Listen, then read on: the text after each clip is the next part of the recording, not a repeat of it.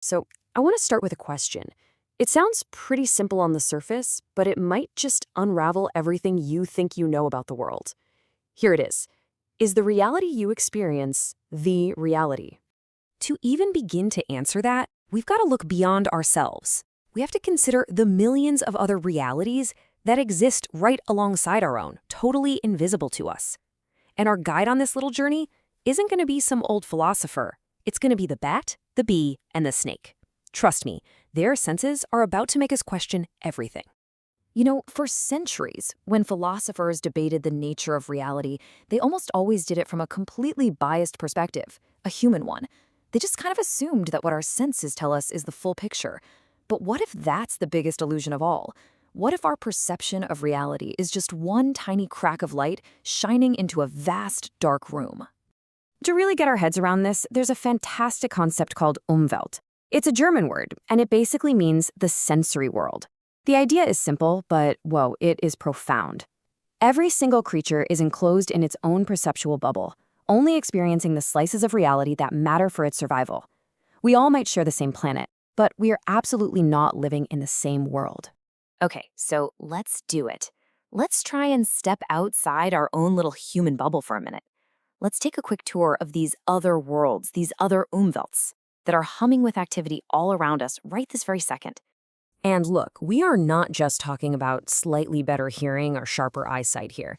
A snake literally sees the world in infrared. It sees the heat coming off its prey. A platypus hunts by feeling the faint electric fields that a shrimp's muscles give off. These aren't just enhanced senses. They are completely different senses, opening up realities we can't even begin to imagine. I mean, just try to wrap your head around being a bat. It flies through a pitch-black world with total confidence. How? It's not seeing, it's echolocating. It's screaming into the dark and then building a mental picture from the echoes that bounce back. The shape, the texture, the distance of every single thing, it's all painted in its mind as a sound picture. That's a fundamentally different way of building a world. So when you start exploring these incredible animals' superpowers, it forces you to ask a pretty humbling question, right? If their worlds are so full of information that we can't even access, what are we missing? What are the invisible walls of our own human sensory prison? Think about something as basic as the flow of time. Turns out, even that isn't universal. A common housefly processes what it sees about 5 times faster than we do. To a fly, our world looks like it's in extreme slow motion. Seriously, a movie to a fly would just be a boring slideshow of still images. Its entire reality just runs on a different clock. Or how about our sight?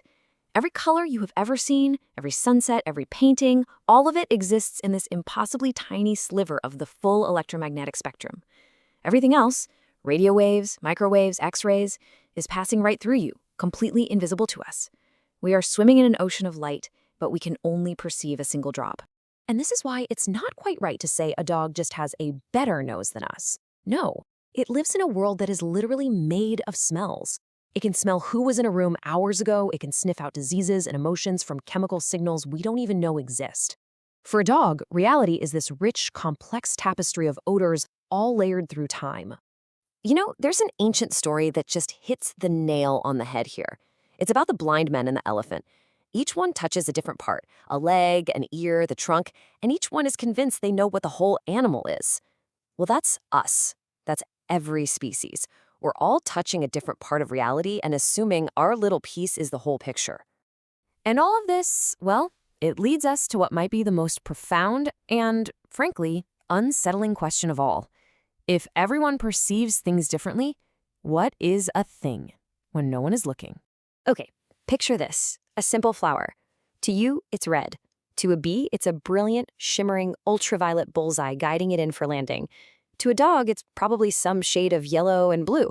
So you have one object, but 3 totally different and equally valid realities, all happening in the exact same spot. So which one is it? Is the true flower the red one that we see, or the ultraviolet one the bee sees? Is our human view somehow special, more real than the others? Logically, I mean, why would it be?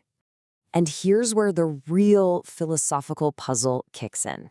An object can't logically be red and ultraviolet and yellow all at the same time. Those properties contradict each other. So, if the color isn't a property that's actually in the flower itself, then where on earth is it? The conclusion is as mind-bending as it is inescapable. Qualities like red or loud or sweet, they don't exist out there in the world waiting for us. They are created moment by moment in the interaction between the world and a brain. Red isn't in the flower. It's the story your brain tells itself about certain wavelengths of light. What this really means is that our senses are not a window onto reality. They're more like a user interface. Think about your computer screen. You see neat little icons, right? But that's not what the computer really is. The reality is a dizzying mess of code and electricity. Our senses do the same thing. They hide the staggering complexity of the universe and just give us simple icons. Eat this, run from that. We see the interface, not the source code. And if you look at the history of science, it's really just been one long, slow process of knocking humanity off its pedestal. First, Copernicus showed we weren't the center of the universe. Then Darwin came along and showed we weren't separate from the animals. And maybe, just maybe, the next great humbling is happening right now. Perhaps this is the final dethroning, the moment we finally accept that the rich, colorful, meaningful world you perceive isn't the world as it is, it's simply the world as it appears to a human. It's just one channel in a broadcast of millions, and it's no more or less real than any other. The question is, are we ready to change the channel?